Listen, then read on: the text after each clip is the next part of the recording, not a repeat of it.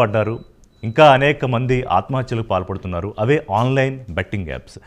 ఇవాళ online betting apps వ్యవహారంలో దాదాపు 25 నుంచి 30 మంది సెలబ్రిటీస్ అంటే యూట్యూబ్ స్టార్స్ కానివ్వండి, సోషల్ మీడియా ఇన్ఫ్లుయెన్సర్స్పై పంచగుట్ట, మియాపూర్ పోలీస్ స్టేషన్లో కేసులు నమోదయ్యాయి. కొంతమంది విచారణకు కూడా హాజరయ్యారు. అయితే కేవలం వీళ్లే కాదు, పెద్ద పెద్ద సినిమా స్టార్లు సైతం అంటే బాలకృష్ణ, ప్రభాస్, గోపీచంద్, మంచులక్ష్మి, రానా, అలాగే నిధి అగర్వాల్ వీళ్లపై కూడా ఫిర్యాదులు చేయాలని ఆన్లైన్లో పోర్టల్లో అనేక మంది ఫిర్యాదులు వస్తున్నాయి. కేసులు నమోదు చేయాలని కొంతమంది చేశారు, కొంతమంది మీద చేయాల్సిన అవసరం కనిపిస్తోంది. కేవలం ఇది బుల్లితెర నుంచి వెండితెర స్టార్లకే పరిమితం కాలేదు. షారూఖ్ ఖాన్, సచిన్ టెండూల్కర్, కోహ్లీ అలాంటి వాళ్ళ మీద కూడా కేసులు పెట్టాలని ఇవాళ పెద్ద ఎత్తున సోషల్ మీడియాలో చర్చ జరుగుతోంది. సజ్జనార్ సీనియర్ ఐపీఎస్ ఆయన ట్విట్టర్లో దీని మీద ఒక పెద్ద క్యాంపెయిన్ స్టార్ట్ చేశారు.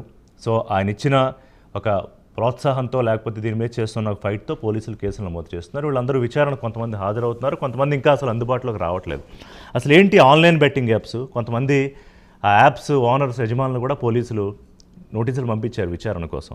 కానీ ఇది పైకి కనిపిస్తున్నంత చిన్న వ్యవహారం కాదు. దీంట్లో విదేశీ జోక్యాలు కూడా ఉన్నాయి. అంటే చైనా నుంచి పెట్టుబడులు కూడా కొన్ని యాప్స్లో ఉన్నాయనే స్థాయిలో దీని మీద అంటే దేశ భద్రతకు కూడా ముప్పు వాటిల్లేంత స్థాయిలో ఉన్నాయా?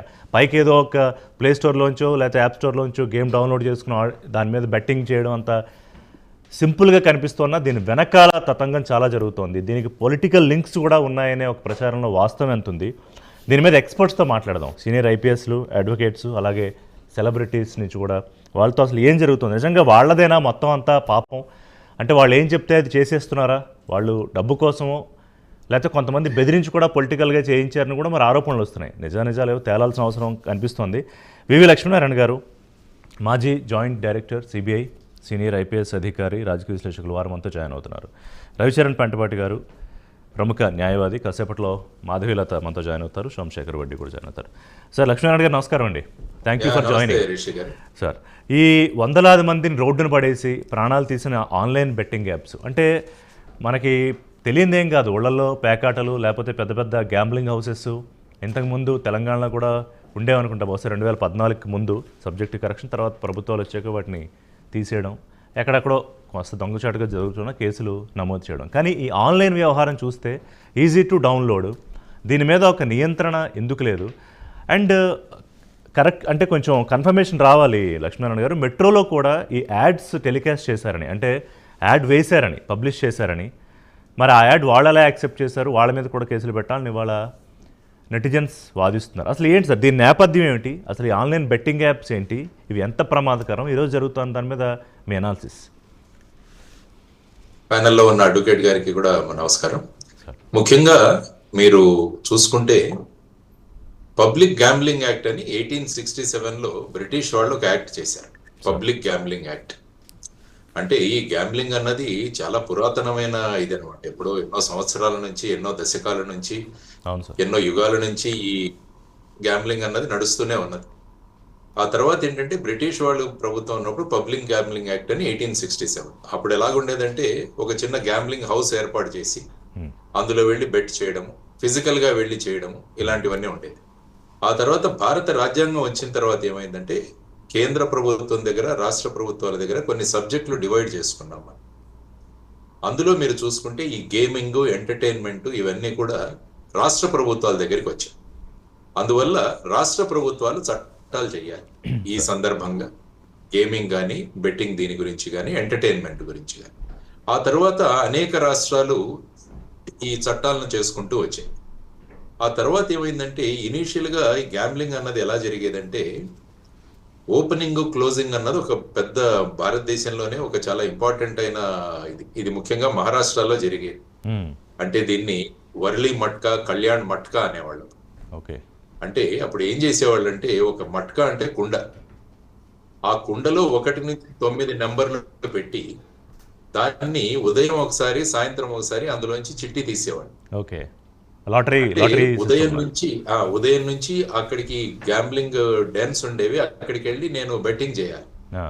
అంటే ఈ రోజు 12 గంటలకు 4వ నెంబర్ వస్తుందని నేను బెట్ చేస్తే, సపోజ్ 4వ నెంబర్ వస్తే నాకు ₹1 పెడితే ₹10 ఇచ్చేవాడు. తర్వాత మళ్ళా రాత్రి 8, 9 గంటలకు మళ్ళా ఇంకొకసారి తీసేవాడు. అంటే 12 గంటలకు పెట్టేదాన్ని ఓపెనింగ్ అనేవాళ్ళు, 8 గంటలకు వచ్చేదాన్ని క్లోజింగ్ అనేవాళ్ళు. సపోజ్ క్లోజింగ్ 9 వస్తుందని నేను బెట్ పెడితే మళ్ళా నాకు ₹1కి ₹10 వస్తుంది. సపోజ్ నేను ఉదయాన్నే ఈ రోజు ఓపెనింగ్ 4 క్లోజింగ్ 9 వస్తుందని ఉదయాన్నే నేను ₹1 బెట్ పెడితే అది 4-9 కనుక వస్తే నాకు ₹1కి ₹100 వస్తుంది. రైట్. సో ఈ విధంగా ఆ కాలంలో గడిచేది. యాక్చువల్గా మీరు ఇంటర్నేషనల్లో కూడా ఈ బెట్టింగ్ జరిగేది. అంటే అప్పుడు ఏం చేసేవారు వాళ్ళు అంటే కాటన్ రేట్స్ ఏవైతే ఉన్నాయి, కాటన్ ఇంటర్నేషనల్ లెవెల్లో కాటన్ రేట్స్ ఓపెనింగ్ ఈ రోజు ఎంత అవుతుంది, క్లోజింగ్ ఎంత అవుతుంది, దాని మీద అంతర్జాతీయ లెవెల్లో బెట్టింగ్ జరిగేది. సో ఈ విధంగా రాష్ట్రాలలో ఈ విధమైన ఈ రకరకాల పేర్లతో ఈ బెట్టింగ్ ఉన్నాయి మన రాష్ట్రాల్లో. ఆ తర్వాత ఉమ్మడి ఆంధ్రప్రదేశ్లో 1974వ సంవత్సరంలో ఒక గ్యాంబ్లింగ్ చట్టం ఒకటి తీసుకొచ్చారు, 1974. ది ఆంధ్రప్రదేశ్ గ్యాంబ్లింగ్ యాక్ట్ అంటాం దాన్ని, ప్రివెన్షన్ ఆఫ్ గ్యాంబ్లింగ్ యాక్ట్. అందులో ఏం చెప్పారంటే ఈ విధంగా ఒక షాప్ పెట్టడం కానీ, టెంట్ వేయడం కానీ, అందులో ఈ విధంగా బెట్టింగ్ చేయించడం ఇదంతా కూడా ఇల్లీగల్ అన్నారు. కానీ కాలక్రమేణా ఏమైపోయిందంటే మొత్తం ఆన్లైన్లోకి దిగిపోయాము. ఇప్పుడు ఎక్కడ చూసినా కూడా అందరి దగ్గర స్మార్ట్ ఫోన్స్ ఉన్నాయి, మొబైల్ ఫోన్స్ ఉన్నాయి, ఇంటర్నెట్ అన్నది ప్రతి చోట ఇవ్వడం జరిగింది, వైఫై అన్నది కూడా ఫ్రీగా ఇస్తున్నారు ఈ మధ్య. సో ఈ విధంగా మీరు చూసుకుంటూ పోతుంటే ప్రతి ఒక్కరికి కూడా ఈ అవకాశం వచ్చింది. అంటే ముఖ్యంగా మనిషికి కష్టపడకుండా డబ్బులు సంపాదించాలన్నది మానవ నైజం. Easy money. సో దీన్ని ఉపయోగించుకొని ఏం చేస్తున్నారంటే ఈ విధంగా బెట్టింగ్ అప్లికేషన్స్ అన్నవి మొదలయ్యాయి. అంటే మీరు Google app store, play store కానీ, తర్వాత యాప్ స్టోర్ కానీ, వీటిలలో ఏం చేస్తారంటే ఈ ఆన్లైన్ బెట్టింగ్ అన్నవి ప్లాట్ఫామ్స్ క్రియేట్ చేశారు. అవి క్రియేట్ చేసిన తర్వాత వాటిలలో వెళ్ళి వీళ్ళు బెట్టింగ్ పెట్టడం మొదలుపెట్టారు. సో ఇప్పుడు మనం చూసుకోవాల్సిన అంశం ఏంటంటే 2017వ సంవత్సరంలో తెలంగాణ రాష్ట్రంలో ఈ చట్టానికి మార్పు తీసుకొచ్చి దాన్ని తెలంగాణ గ్యాంబ్లింగ్ యాక్ట్ అని చేసి అందులో ఆన్లైన్ బెట్టింగ్ అన్నది తెలంగాణలో బ్యాన్, నిషేధం. అదేవిధంగా ఆంధ్రప్రదేశ్లో చూసుకుంటే మీరు 2020వ సంవత్సరంలో ఈ చట్టాన్ని మార్పు చేసి అక్కడ కూడా ఆన్లైన్ బెట్టింగ్ అన్నది బ్యాన్ చేశారు. అదే తమిళనాడులో తీసుకుంటే అక్కడ కూడా బ్యాన్.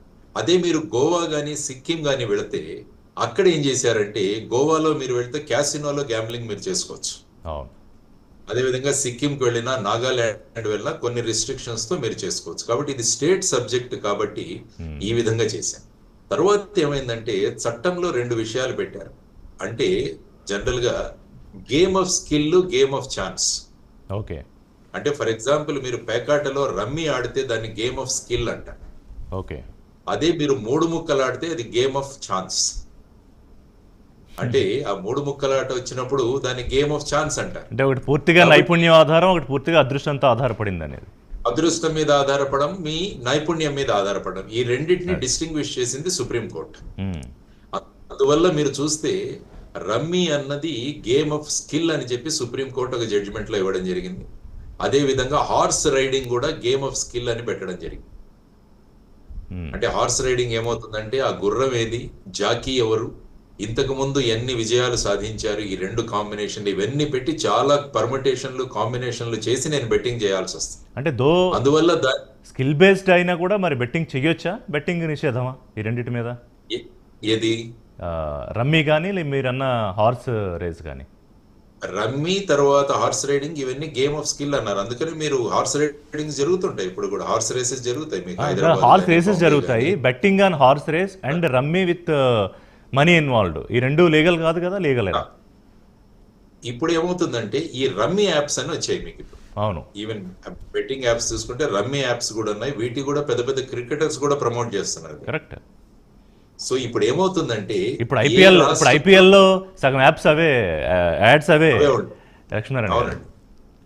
ఇప్పుడు ఏంటంటే బేసిక్ గా ఏ రాష్ట్రంలో దేన్ని నిషేధించారన్న దాని మీద దీని ఇంప్లిమెంటేషన్ ఉంటుంది. ఓకే. అంటే చాలా ట్రికీ, ఇప్పుడు చాలా ట్రికీ. ఇప్పుడు ఐపీఎల్ ఉంది, దేశవ్యాప్తంగా ఉంటుంది. గ్రే ఏరియా అంట. It's a grey area. Grey area. మరి ఎట్లా? ఓకే. సో నేపథ్యం మీరు చెప్పారు, చాలా బాగా ఎక్స్ప్లెయిన్ చేశారు. అక్కడి నుంచి ఆన్లైన్ దాకా వచ్చాం. సో ఇప్పుడు జరుగుతున్న పరిణామాలు నెక్స్ట్ ఏంటనేది మాట్లాడదామండి. ఒకసారి అడ్వకేట్స్తో కూడా మాట్లాడాక సోమశేఖర్ రెడ్డి గారు, కాంగ్రెస్ నేత అడ్వకేట్, వారు కూడా జాయిన్ అయ్యారు. నమస్కారం అండి. అంతకన్నా ముందు రవిచరణ్ గారు.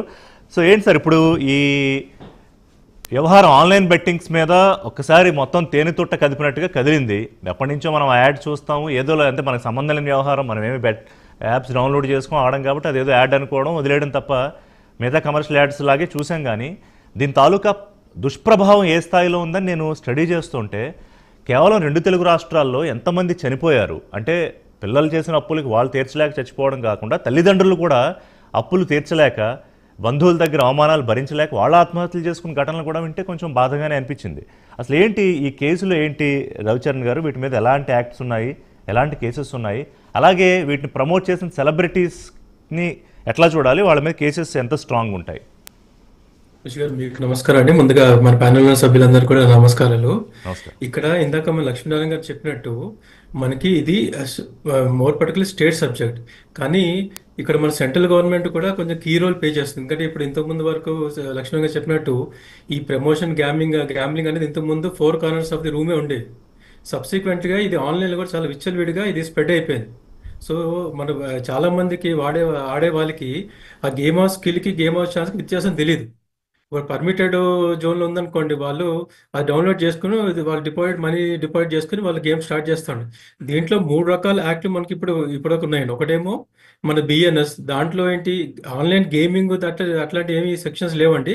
But only the cheating. ఇప్పుడు మనకి ఏదైతే వీళ్ళు యూట్యూబర్స్ ఇన్ఫ్లుయెన్స్ ఉన్నారో వాళ్ళ మీద బిఎన్ఎస్ తీసుకుని వాళ్ళు 2 సెక్షన్స్ కింద కేసులు నమోదు చేస్తున్నారు. ఒకటేమో చీటింగ్, ఒకటేమో మనకి ఆర్గనైజ్డ్ క్రైమ్ కింద వేరే స్పాన్సర్స్ ఎవరైతే ఉన్నారో, ప్రమోటర్స్ ఉన్నారో వారికి ఆర్గనైజ్డ్ వేలో జనాల్ని దీంట్లో లాగుతున్నారని చెప్పేసి ఆర్గనైజ్డ్ గేమింగ్ దాంట్లో వాళ్ళు ఇన్వాల్వ్ చేస్తారు. సెకండ్ ఈజ్ మన IT act, information technology act ప్రకారం 66 కింద మనకి బుక్ చేస్తారు. మూడో రకము ఇందాక లక్ష్మీనారాయణ చెప్పినట్టు మనకి పబ్లిక్ గేమింగ్ యాక్ట్, దాని విధంగా మనకి ఇప్పుడు తెలంగాణ గేమింగ్ యాక్ట్ ఒకటి, ఆంధ్ర గేమింగ్ యాక్ట్ కూడా 2014-17లో తీసుకొచ్చారు. దానికి అమెండ్మెంట్, అది కూడా యాక్చువల్గా 74 యాక్ట్ 17లో అమెండ్మెంట్ తీసుకొచ్చారు. దాంట్లో కూడా మీరు చూస్తే ఆన్లైన్ అనేది 2017 అమెండ్మెంట్లో తీసుకొచ్చారు. కానీ మీకు ఇంప్రిజన్మెంట్ కానీ ఫైన్ కానీ చూస్తే ఇది బిలో 7 years. ఓవరాల్గా మనకి 3 months నుంచి 7 years దాకా ఇంప్రిజన్మెంట్ ఉందండి. సో దీనివల్ల ఏంటంటే మనకి ఫస్ట్ ఆఫ్ ఆల్ ఈ శిక్ష వీళ్ళు ఆడే గేమ్కి వీళ్ళు చేసే నష్టానికి ఈ శిక్షకి కోరిలేషన్ లేదు. ఓకే, ఇప్పుడు చాలా ఇన్వెస్టిగేషన్ కూడా ఇప్పుడు ఇదేంటి ఇప్పుడు నోటీస్ ఇస్తున్నారు. చాలా మంది అంటే ఇది పెద్ద ఇదిగా మన నోటీస్ వచ్చిందని యూట్యూబ్లో చెప్పుకుంటా, లేకపోతే వాళ్ళు ఇంటర్వ్యూ చేసుకుంటా మా పోలీసులు నోటీస్కి ఇస్తున్నారు, వీళ్ళు వెళ్తున్నారు, వీళ్ళు సబ్మిట్ చేసి వచ్చేస్తున్నారు. బట్ దీంట్లో అరెస్ట్లు అవ్వట్లేదు. ఎందుకంటే అర్నేష్ కుమార్ జడ్జ్మెంట్ ప్రకారం అంటే ఇప్పుడు కాదు అరెస్ట్ అంటే ఇప్పుడు శ్యామల ఆవిడ కోర్టుకు వెళ్ళారు, కానీ విచారణకు హాజరవ్వాలి మీరు, కానీ అరెస్ట్ చేయొద్దని పోలీసులకు చెప్పారు. అలాగే కొంతమంది అసలు నోటీసులు తీసుకోవడానికి ఇంకా అందుబాటులోకి కూడా రాలేదు. దాదాపు 25 మంది. 2 రకాలు ఉన్నారు. నోటీసెస్ సర్వ్ చేసిన నోటీసెస్ వాళ్ళు ఇన్వెస్టిగేట్ కోఆపరేట్ చేస్తున్నారు ఒక్కొక్కటి. కొంతమంది ఏంటంటే వాళ్ళు ఇక్కడ నుంచి పారిపోయి వేరే దేశాలు ఉన్నట్టు మనకి న్యూస్ వస్తున్నాయి. వాళ్ళకి ఏంటంటే కోర్ట్ విల్ దే వాళ్ళు పోలీసులు ఎట్లా వాళ్ళని నోటీస్ సర్వ్ చేయాలో చూస్తూ ఉంటారు. కానీ మీకు ఇది చెప్పేది ఏంటంటే ఇప్పుడు ఏదో ఇన్ఫ్లుయెన్సర్స్ కానీ వీళ్ళంతా సోషల్ మీడియా ఇన్ఫ్లుయెన్సర్స్, వాళ్ళకి అవగాహన ఉందో లేదో ఫస్ట్ తెలియదు. ఎందుకంటే కొంతమంది మనకి ఆ న్యూస్ మీడియాలో వచ్చి వాళ్ళు పబ్లికేషన్ వీళ్ళు ఇస్తున్నారు, స్టేట్మెంట్స్ ఇస్తున్నారు, మాకు ఇట్లాంటి ఇంత సీరియస్నెస్ గా ఇష్యూ ఉందని మాకు తెలియదు, ఎవరో వచ్చారు మేము చేసి వెళ్ళిపోతున్నాం. సో ఫస్ట్ ఆఫ్ ఆల్ ఇంతకుముందు చెప్పినట్టు ignorance is not excuse, awareness of law is also not excuse. But only thing అంటే వాళ్ళకి శిక్ష రంగంగా మనకి ఫస్ట్ ఆఫ్ ఆల్ ఎడ్యుకేషన్ చేయాలండి. మనకి ఏంటంటే జనాలకే కాకుండా ఎవరితో ప్రమోట్ చేస్తున్నారు. అందుకే మీకు మన సెంట్లో మన కన్జ్యూమర్ ప్రొటెక్షన్ యాక్ట్ లో కూడా మిస్లీడింగ్ అడ్వర్టైజ్మెంట్స్ అనే ఒక సెక్షన్ ఉంది. రీసెంట్ గా 2021లో గైడ్ లైన్స్ తీసుకొచ్చారు. ఎవరైతే మిస్లీడింగ్ అడ్వర్టైజ్మెంట్ చేస్తున్నారో, ప్రమోట్ చేస్తున్నారో వాళ్ళు కూడా దాంట్లో పీనల్ కాన్సిక్వెన్సెస్ కూడా దాంట్లో చేశారు. చాలా మందికి కన్జ్యూమర్స్ కి ఇది తెలియదు. డిఫిషియన్సీ సర్వీస్, డిఫెక్ట్ సర్వీస్ వెళ్తారు తప్ప ఈ మిస్లీడ్ చేసే వాళ్ళు ఐదర్ స్పాన్సర్స్ కానివ్వండి, ఆర్గనైజర్స్ కానీ లేదా బ్రాండ్ ప్రమోషన్ చేసే వాళ్ళకి వాళ్ళందరూ కూడా. సో మీరు అనేది అంటే తెలిసి చేసినా తెలియక చేసినా తప్పు కిందకే వస్తుంది కాబట్టి దానికి చీటింగ్ అండ్ ఆర్గనైజ్డ్ క్రైమ్ సెక్షన్ల పరంగా కేసులు నమోదు చేస్తున్నారు. అది మాట్లాడదాం. ఆ కేసులు ఎలా టర్న్ అవుతాయి? ఒక నిమిషం రవిచరణ్ గారు, అవి ఎలాగా ఎంతవరకు వెళ్ళే అవకాశం కనిపిస్తోంది? కేవలం వీళ్ళేనా? వీళ్ళతో మాట్లాడింది ఎవరు? ఎందుకంటే కొన్ని వస్తున్నాయి దీని వెనకాల కొంత పొలిటికల్ ఇన్వాల్వ్మెంట్ కూడా ఉందని, అది కూడా మాట్లాడదాం. మనతో పాటు మాధవీలత గారు జాయిన్ అయ్యారు, ప్రముఖ సినీ నటి. నమస్కారం మాధవీలత గారు. సో మాధవీలత గారు, ఇవాళ చూస్తున్నారు ఈ బెట్టింగ్ యాప్స్ వ్యవహారంలో, సరే యూట్యూబర్సా లేకపోతే బిగ్ బాస్లో పార్టిసిపేట్ చేసిన వాళ్ళు, కొంతమంది సీరియల్ యాక్టర్స్ కూడా ఉన్నట్టున్నారు, లేకపోతే సినిమాలో నటించే వాళ్ళు అనన్య నాగళ్ళ ఇలాంటి హీరోయిన్స్, మంచులక్ష్మి గారు, రానా, వీళ్ళ పేర్లన్నీ వస్తున్నాయి.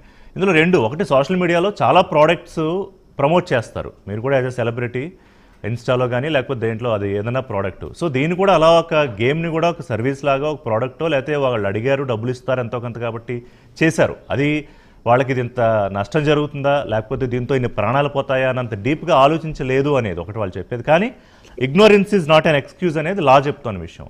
ఏంటి అసలు మీ అబ్జర్వేషన్ ఏంటి?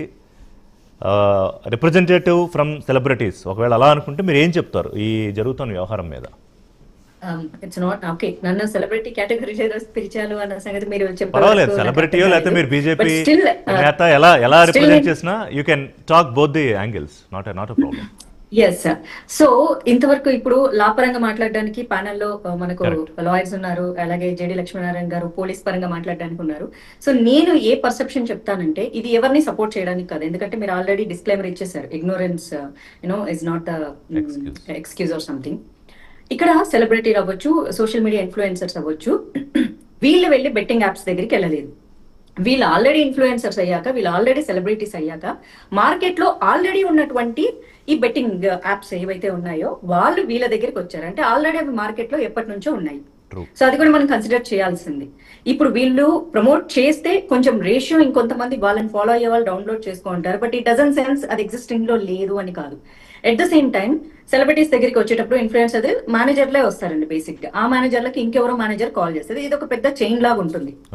మేనేజర్లకు ఐడియా ఉండదు. సో డబ్బులు ఇస్తే ఇదిగో ఇలా చేయాలండి, ఇది స్క్రిప్ట్ పంపించేస్తారు. ఆ స్క్రిప్ట్ ని వాళ్ళు చదివేసేసి వాళ్ళు ప్రమోట్ చేస్తారు. ఒక కోడ్ నెంబర్ ఇచ్చేసి డౌన్లోడ్ చేసుకోండి, ఇంత పర్సెంటేజ్ సంథింగ్ ఇంత వస్తుందని చెప్పేసి చెప్పేస్తారు అనమాట. సో దాని కారణంగా ఇంకొకటి వచ్చేసేసి కొంతమంది ఎవరికైతే కొంచెం నాలెడ్జ్ ఉన్నోళ్ళు ఇది లీగల్ అండి అని అడుగుతారు. వాళ్ళు ఏం చేస్తారు, ఎస్ అండి లీగల్, ఇది గవర్నమెంట్ అప్రూవ్ చేసింది, సో ఇది ఫుల్లీ గవర్నమెంట్ ఆథరైజ్డ్ అండి, ఇవో డాక్యుమెంట్స్ అని చూపిస్తారు.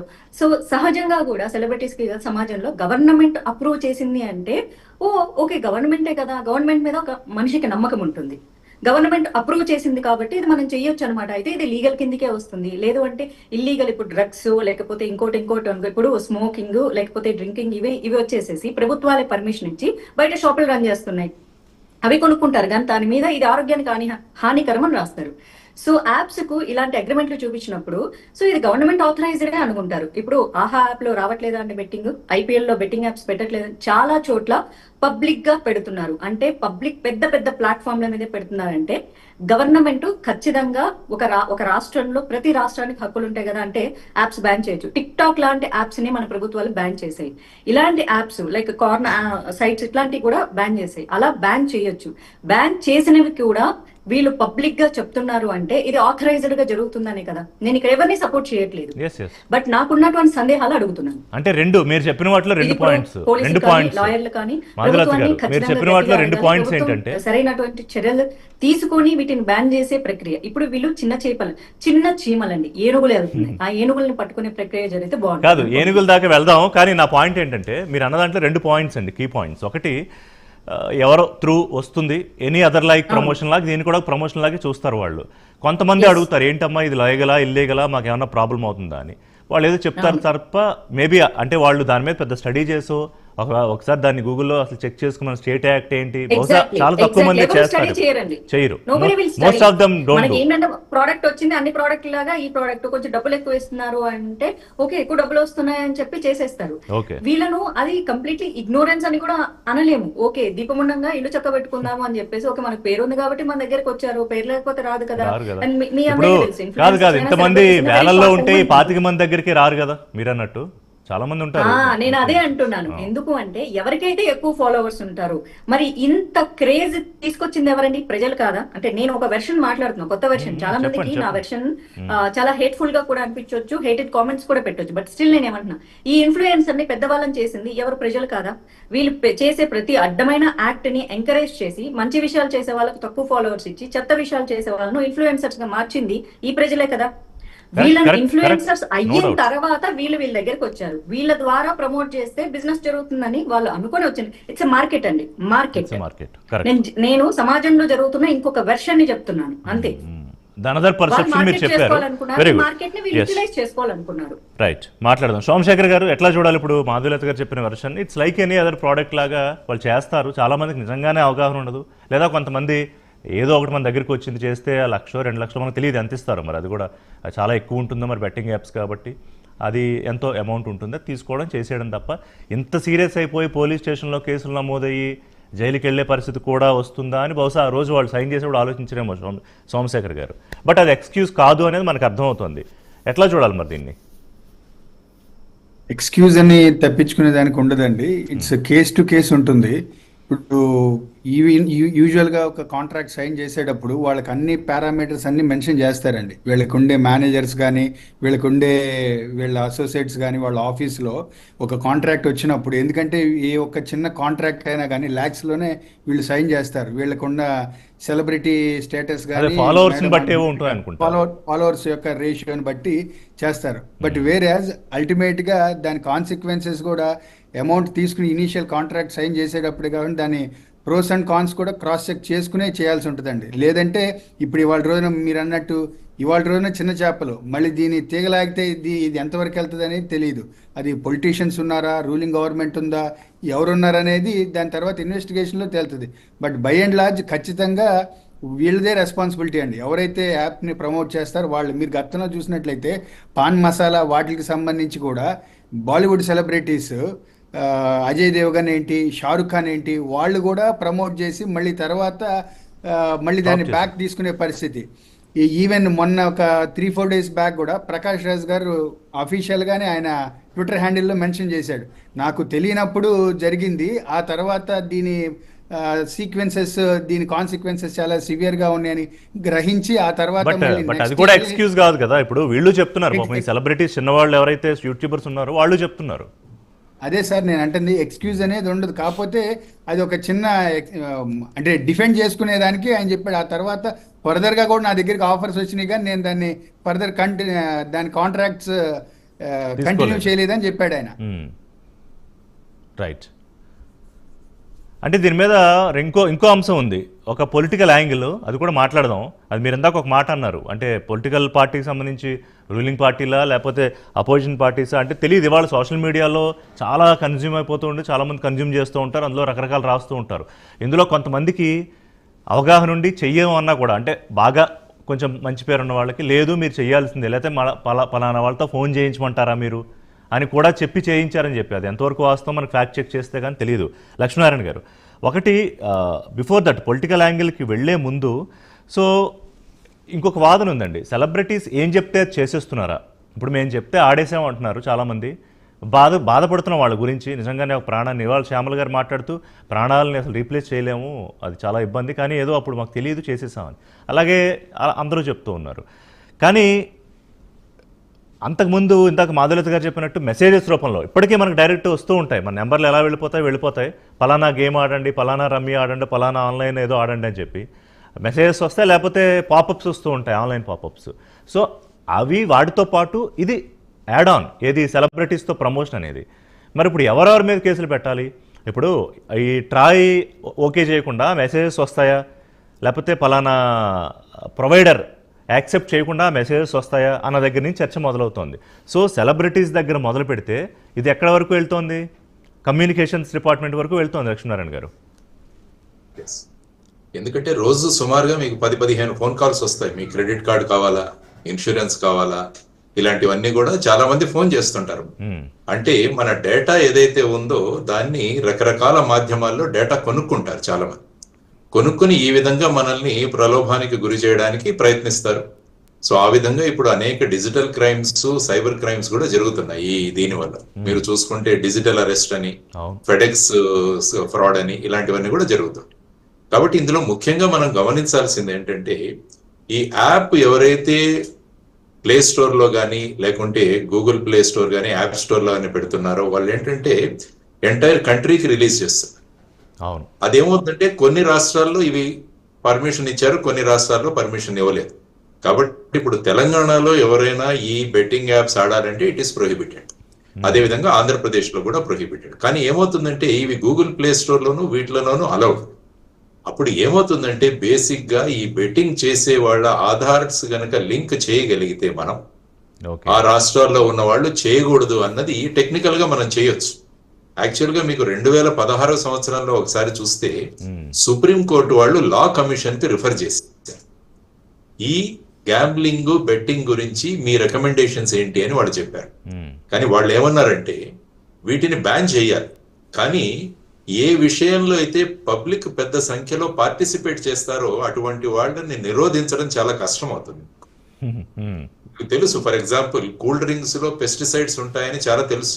అవును. కానీ పెద్ద పెద్ద సెలబ్రిటీస్ పెట్టి ఈ రోజు అడ్వర్టైజ్మెంట్స్ రోజు వస్తున్నాయి. దానివల్ల ఏంటంటే అది మన ఆరోగ్యానికి హానికరమైనా కూడా వీళ్ళు ప్రమోట్ చేస్తున్నారు కదా అని వాళ్ళు తాగుతారు. కానీ యాక్చువల్ గా ఈ 2 రాష్ట్రాల్లో కానీ మిగతా రాష్ట్రాల్లో కానీ cool drinks are not prohibited, కాబట్టి అందులో ఏం పెద్ద ఇబ్బంది లేదు. కానీ ఈవెన్ ఆల్కహాల్ తెలంగాణ, ఆంధ్ర రాష్ట్రాల్లో ఈ బెట్టింగ్ యాప్స్ అన్నవి ప్రొహిబిటెడ్, కాబట్టి అవి ఆడడం అన్నది తప్పు. కానీ ఇప్పుడు ఏం చేస్తున్నారంటే, మొన్న నేను ఒక పోలీస్ ఆఫీసర్ని అడిగితే చాలా మంది విపిఎన్ ద్వారా వాళ్ళ లొకేషన్స్ ను వేరే రాష్ట్రాల నుంచి ఆడినట్టు చూపిస్తూ వాళ్ళు పార్టిసిపేట్ చేస్తున్నారట. ఇది కూడా జరుగుతున్న విషయం. రైట్. కాబట్టి ఇప్పుడు ఏంటంటే అంటే ఇప్పుడు రాష్ట్రాలకు వేళ టెక్నికల్ గా నియంత్రణ పెట్టినా కూడా వాళ్ళకి వేరే మార్గం ఉంది, విపిఎన్ ద్వారా లాగిన్ అవ్వచ్చు. అందుకనే లా కమిషన్ ఏం సూచించిందంటే దీన్ని రెగ్యులేట్ చేయండి అని చెప్పారు. ఓకే. అంటే మీరు ఏం చేయాలంటే బెట్టింగ్ ను 2 క్లాసిఫికేషన్స్ గా చేయండి, small betting and big betting.